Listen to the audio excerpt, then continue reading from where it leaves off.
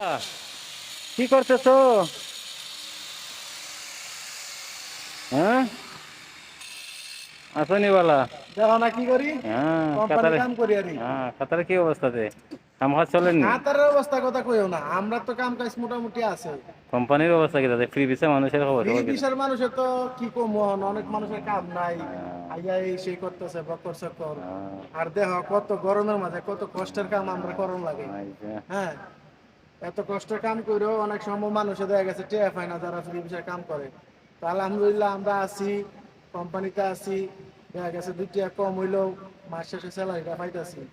ঠিক আছে। ঠিক আছে। তো আচ্ছা ভাই, অনেক বলা। মানুষ আছে 4 লাখ 3.5 লাখ টাকা দাঁড়িয়ে কাতারে ফ্রি ভিসা আইয়া পরে পায় না কাম। পরে কয় হাই আল্লাহ কি করলাম কি করলাম। তো ওকে। ফ্রি ভিসার লোকের কথা আর কইয়া লাভ নাই। মানুষের কইলো মানুষের কথা শুনে না আইতো চা।